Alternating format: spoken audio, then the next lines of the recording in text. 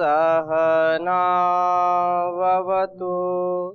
सहनौ भुनक्तु सह वीर्यं करवावहै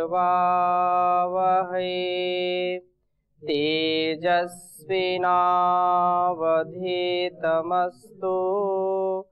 मा विद्विषावहै।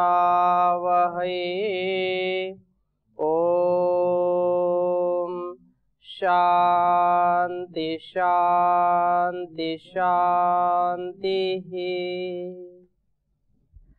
वैदिक जीवन पद्धति की इस कक्षा में आप सबका हार्दिक स्वागत है, अभिनंदन है, स्वागतम है।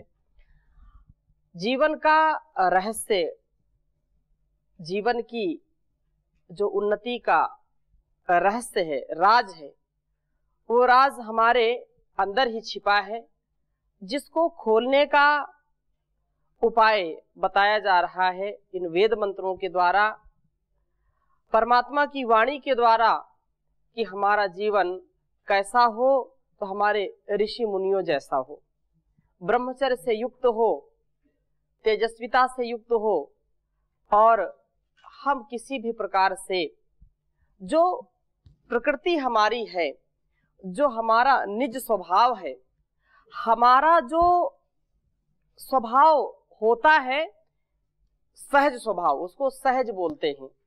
जो साथ साथ जो है जन्म लेता है, अर्थात जन्म के साथ जो चीज आती हैं उनको सहज बोलते हैं।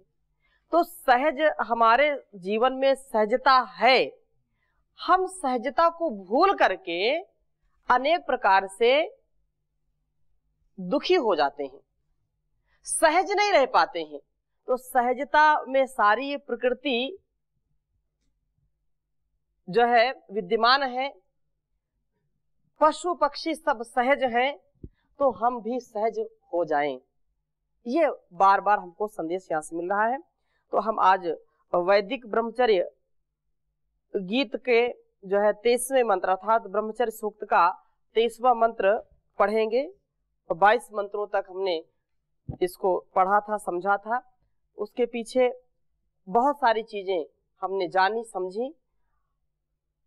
आगे बढ़ने से पहले मैं चाहूंगा आप में से किसी कोई प्रश्न हो। जी स्वामी जी हो। जी बोलिए।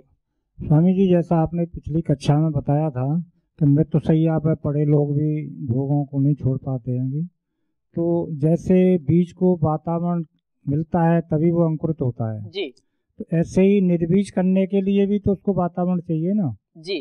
हाँ, तो इसमें थोड़ा सा तो निर्बीज करने के लिए व्यक्ति का पुरुषार्थ, व्यक्ति की जिज्ञासा, व्यक्ति का पुरुषार्थ उसमें लगता है। और जिसके जीवन में यह चीज आती है कि वह उसको करे, उस मुमुक्षुत्व को प्राप्त हो, उस जिज्ञासा को जो है उजागर करके ऐसे समर्थ गुरुओं से, ऐसे शास्त्रों से उसको जो ज्ञान मिलता है उसको जीने का वो प्रयत्न करें, तो वो चीजें समाप्त हो जाएंगी। जो यही तो हम यहाँ पढ़ रहे हैं, अष्टांग योग के जो क्रम में हम ब्रह्मचर्य का यह संदर्भ पढ़ रहे हैं, समझ रहे हैं। तो अष्टांग योग को अपने जीवन में अपनाए व्यक्ति, अष्टांग योग को अपना करके ही वह हर प्रकार से, हर स्थान पर, हर परिस्थिति में संतुष्ट रह सकता है, सम रह सकता है। जब हम इसको जानेंगे नहीं, अष्टांग योग की चर्चा को नहीं सुनेंगे, अष्टांग योग को समझेंगे नहीं, तो इसको जीवन में कैसे उतारेंगे। अब आपका इसमें प्रश्न ये हो सकता है कि सबका तो सामर्थ्य नहीं कि अष्टांग योग को जाने।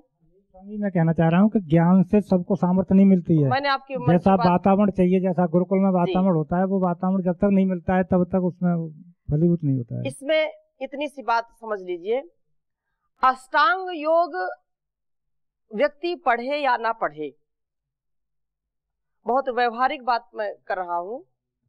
अष्टांग योग पढ़े या ना पढ़े, उन परिवारों में, उन समाजों में जहां पर यह शिक्षा दीक्षा दी जाती है कि सदा सत्य बोलो, उन्होंने कभी पतंजलि के सूत्र नहीं पढ़े, महर्षि पतंजलि का योग दर्शन कभी नहीं पढ़ा, न इसके विषय में कभी सुना। हम में से, जैसे मैं स्वयं अपनी बात करूं, तो ऐसे अनेक भाई बहनों के माता पिता होते हैं कि उनका शास्त्रों से कोई वास्ता होता नहीं है, लेकिन उनके जीवन में अहिंसा, उनके जीवन में सत्य, उनके जीवन में अस्तेय, उनके जीवन में ब्रह्मचर्य, उनके जीवन में अपरिग्रह हम देखते हैं। एक अक्षर भी नहीं पढ़ा, लेकिन उस परंपरा से, उस पवित्रता को उन्होंने आत्मसात किया है। चाहे वह बहुत ही निर्धन हो, संसाधन से हीन हो, फिर भी वो कभी भी जाने अनजाने कोई गलत कार्य करते नहीं हैं। किसी की बहन बेटी को बुरी निगाह से देखते नहीं हैं। शास्त्रों को पढ़ा नहीं, जाना नहीं, ब्रह्मचर्य सूक्त कभी पढ़ा नहीं, लेकिन उनके स्वभाव में वो ब्रह्मचर्य आ जाता है। जैसा ये प्रकृति, जैसे हम पिछले मंत्रों में 20वें और 21वें मंत्र में हमने पढ़ा था कि ये प्रकृति स्वभाव से ही ब्रह्मचर्य में जी रही है। दिन रात ये सारे ऋतु और दिशाएं, पशु पक्षी स्वभाव से ब्रह्मचर्य में ठहरे हुए हैं। तो वैसे ही जैसा आप प्रश्न कर रहे हैं कि ऐसे लोग जो भोगों को छोड़ नहीं पा रहे हैं, मृत्यु सैया में है तो भी उनको भोग भोगने की इच्छा होती है, वो तृष्णा बनी रहती है, शरीर में दम नहीं, हम किसी से कम नहीं, भोग भोगने में कभी भी पीछे हटना नहीं चाहते हैं। ऐसे लोग कैसे जीवन को अच्छा जी सकते हैं? उनके बीच में जो अच्छे लोग हैं और वो जीवन को अच्छा जीना चाहते हैं, उनके लिए अनेक रास्ते हैं, अनेक पथ हैं। वह पथ एक मंजिल पर जाकर के मिलते हैं। आचार्य शंकर ने बहुत अच्छा लिखा कि ये जो विषयों की तृष्णा है, जो भोगों की चाहना है, जो रसना की वासना है, जो धन धान्य की, कंचन और कामनी की जिज्ञासा है, उसको पाना चाहता व्यक्ति, उससे तृप्त होना चाहता है, तो ऐसी तृष्णा कभी व्यक्ति को छोड़ती नहीं है। कुछ भी हो जाए, वो आशा पिपासा बनी रहती है, वह भोगों की लालसा बनी रहती है। एक श्लोक में लिखा, अंगम गलितम पलितम मुंडम दशन विहीनम जातम तुंडम वृद्धो याति गृहीत्वा दंडम तदपि न मुंचत्याशा पिंडम भज गोविंदम गोविंदम भज मूढ़ मते। जो भोग भोगने की चाहना है, शरीर उसके लिए समर्थ नहीं है, लेकिन इस शरीर से व्यक्ति अंतिम श्वास तक भोगना चाहता है। शरीर की जो पिपासा, इंद्रियों की जो विषयासक्ति है, उससे व्यक्ति उभर नहीं पाता है। ऐसा वो चाहे कितने भी शास्त्रों का पढ़ने वाला हो, चाहे कितने ही शब्द भंडार उसके अंदर हो, लेकिन जिसका चरित्र ठीक नहीं है, जिसका आचार व्यवहार आहार संस्कार ठीक नहीं है, उसका जीवन में कभी कुछ हो नहीं सकता। अंग उसके गल सड़ जाएंगे, लेकिन उसके जो तृष्णा है, जो पिपासा है, जो वासनाओं के प्रति आसक्ति है, इन विषयों के प्रति आसक्ति है, वह कभी भी व्यक्ति सुखी नहीं रह सकता। बार बार जन्म लेगा, बार बार मरेगा, फिर भी कभी तृप्ति को प्राप्त नहीं होगा। वो भले ही व्यक्ति अनपढ़ है, और यदि उसने अपने संस्कारों को अच्छा बनाया है तो उसकी उन्नति है, उसका उत्कर्ष है, और उसकी संतानें बहुत दिव्य होंगी। अष्टांग योग का पालन जो मनसा वाचा कर्मणा करता है, वो जानते नहीं, मैंने कहा कि वो जानते नहीं अष्टांग है क्या, लेकिन वे परंपरा से उस ज्ञान को आत्मसात किए हुए हैं। वे माता पिता, उनके माता पिता, उनके माता पिता और अनेक बड़े बुजुर्गों से जो चीजें हम सीखते हैं वो अष्टांग योग के ही लक्षण में, अष्टांग योग के ही रूप में हम उसको स्वीकार करते हैं। अच्छा, आप बताइए, यहां पर आने से पहले हो सकता है कि सैकड़ों ब्रह्मचारियों में 10, 20, 50% लोगों ने सुना हो अष्टांग योग के विषय में, लेकिन इसके पहले तो अष्टांग योग के विषय में यदि सुना भी होगा तो वो संस्कार पड़ा नहीं, समझा नहीं है क्या, व्हाट इज दिस, ये है क्या संस्कार। और वो संस्कार अष्टांग योग से परिष्कार को प्राप्त होता है। तो अष्टांग योग के विषय में हम पढ़ रहे हैं, तो इससे जो है जो आपका प्रश्न है, यही एक उपाय है कि हम मनसा वाचा कर्मणा अष्टांग योग का पालन करें।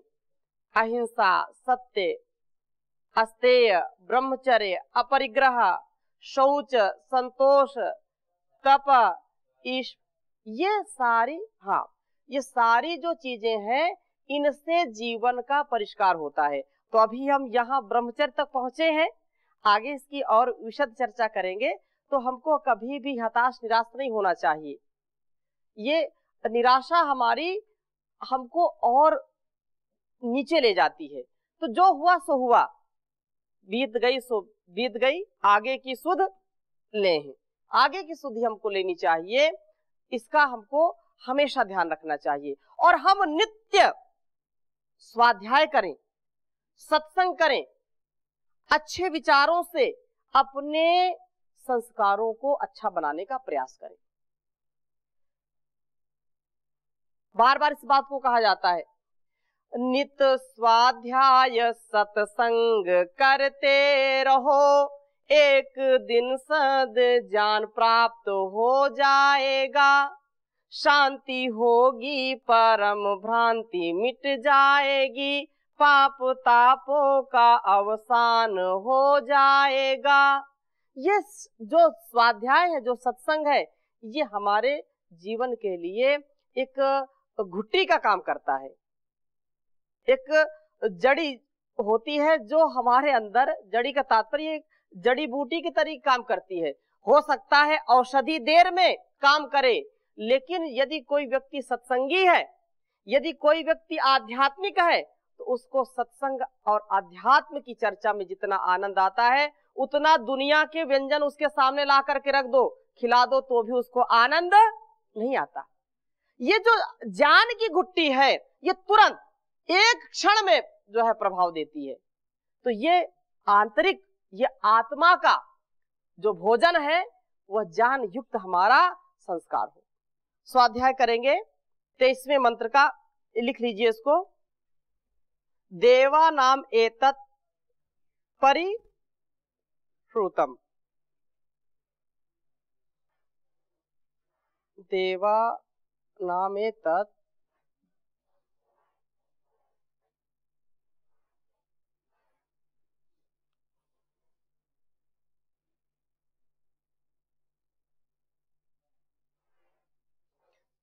परिश्रुतम।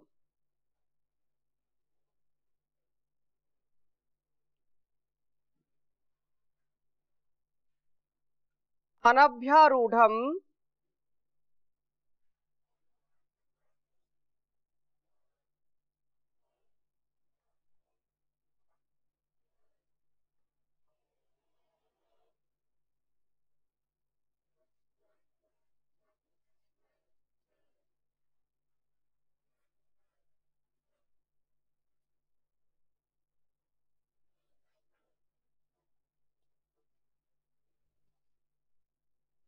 चरति रोचमानम,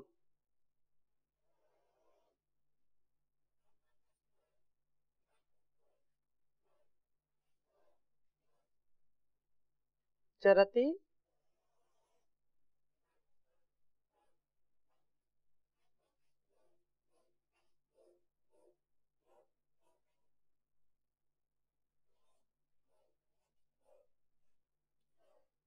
रोचमानम, तस्मात् जातम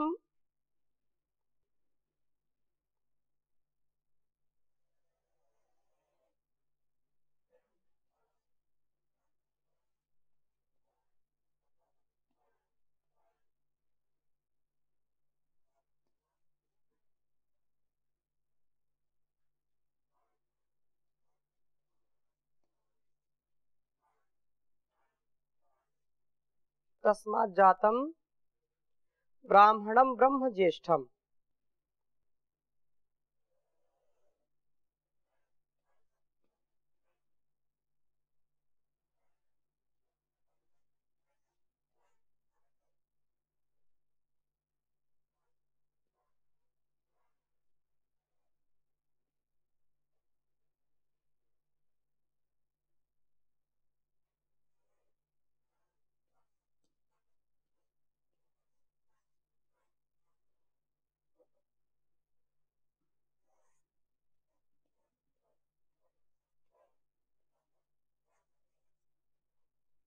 ज्येष्ठम देवाश्च सर्वे अमृतेन साकम।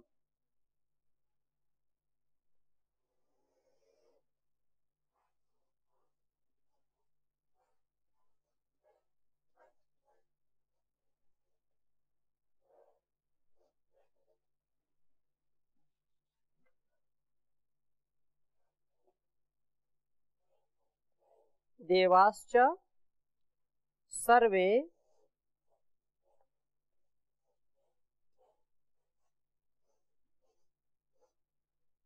अमृतेन साकम।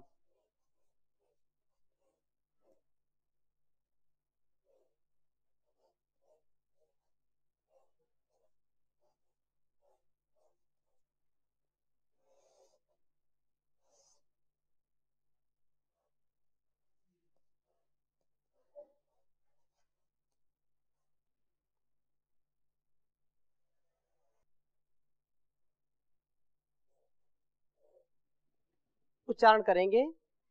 देवानाम एतत् परिश्रुतम अनाभ्यारूढ़ं चरति रोचमानम। तस्मात् जातं ब्राह्मणं ब्रह्म ज्येष्ठम। देवाश्च सर्वे अमृतेन साकम।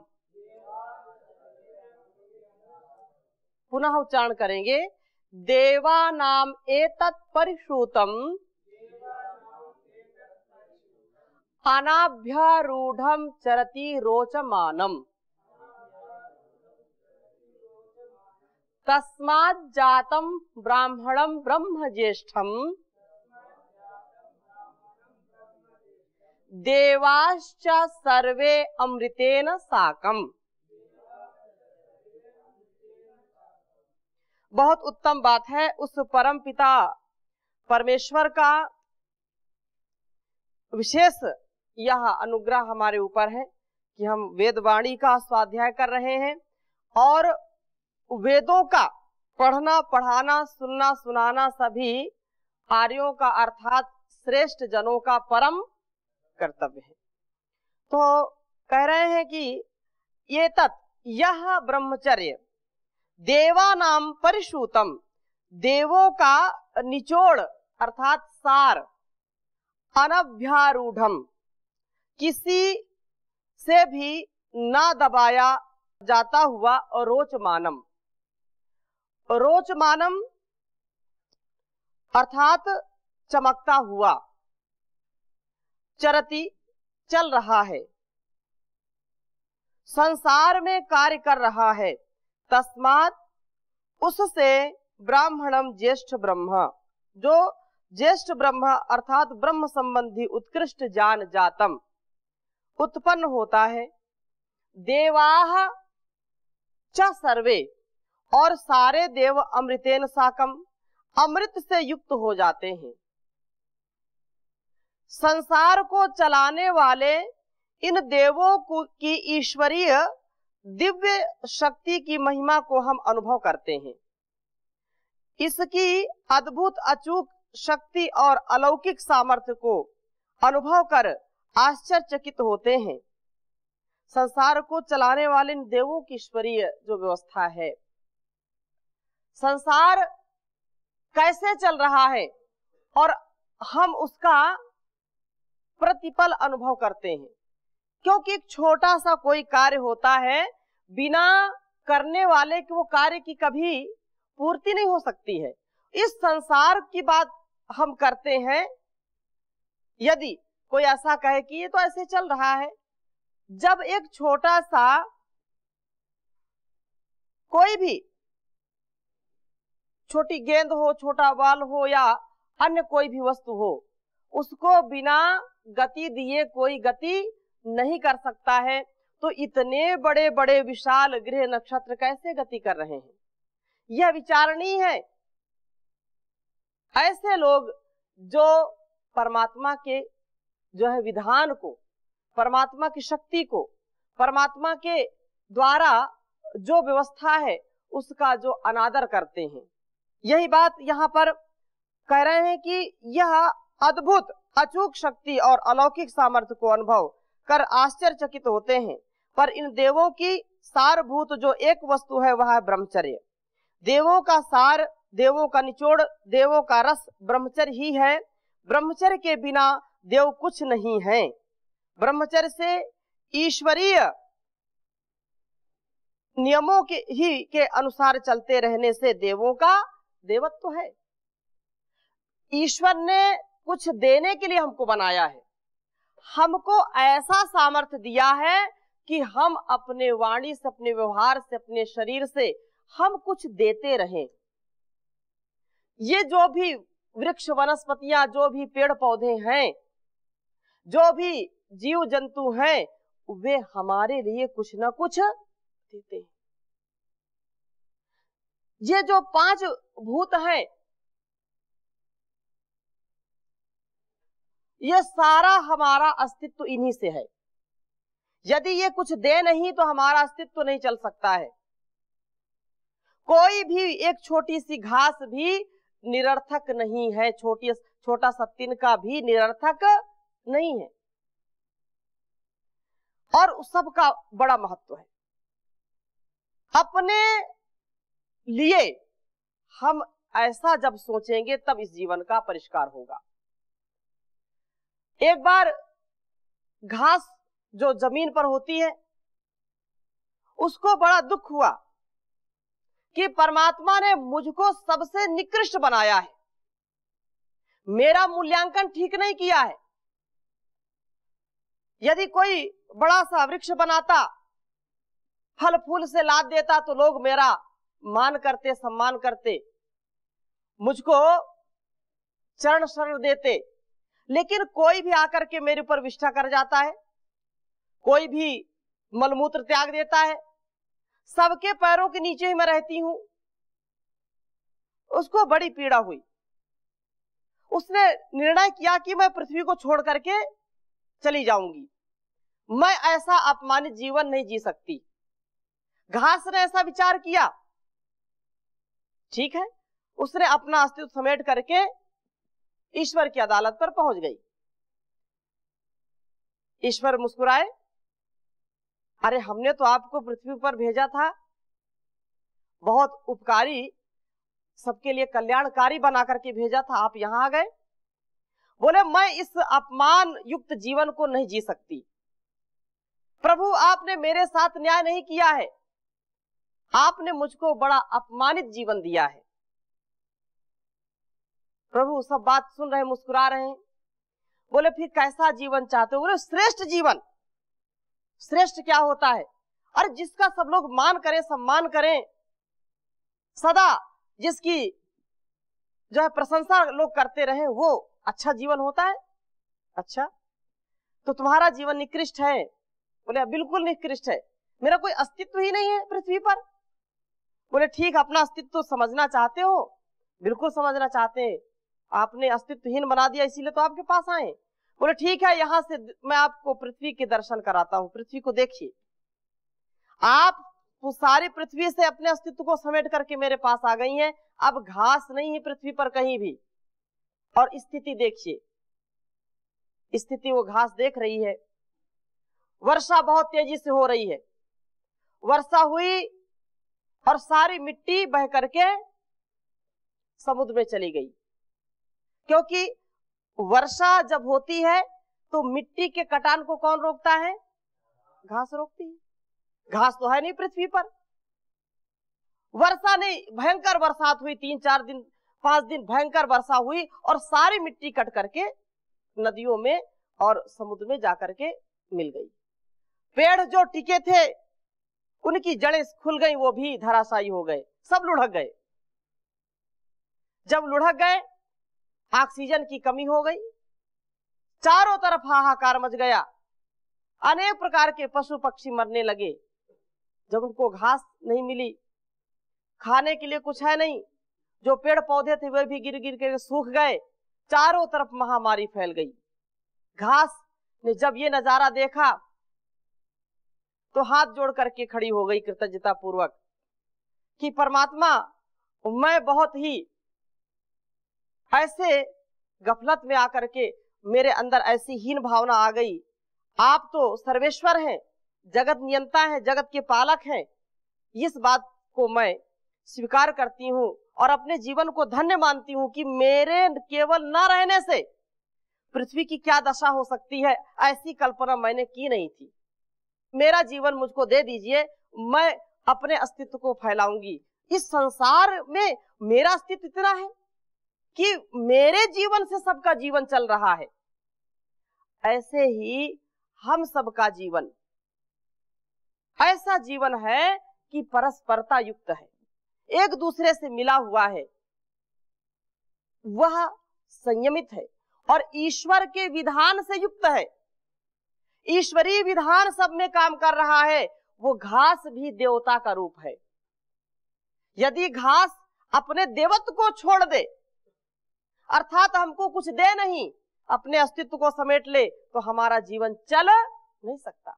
है तो छोटी चीज, लेकिन वह बहुत ही बड़ा कार्य कर रही है। जैसे भवन बना है तो भवन के नीचे कुछ ऐसा भी है जो हमको दिखाई नहीं पड़ता। ऐसे कुछ ईंट पत्थर, ऐसे कुछ चीजें जो है उनकी नींव में दबा दी जाती हैं, जिससे वह भवन हमेशा जो है खड़ा रहता है अच्छी प्रकार से।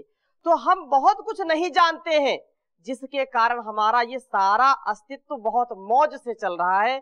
तो हम इसके अस्तित्व को समझें, जाने, उस परम पिता परमेश्वर के विधान को समझें, उसके ज्ञान का आधान करें, उसके संकेत को हम समझें और हमारे जीवन में ऐसी कृतज्ञता, ऐसी शक्ति और ऐसी भक्ति का आधार हो जिससे हम सदा सावधान रहें, कोई हमारे जीवन में व्यवधान ना आए, हम सब व्यवधान का समाधान कर पाएं। तो इन्हीं शुभकामनाओं के साथ यहीं पर विराम लेते हैं। अगली कक्षा में और चर्चा करेंगे।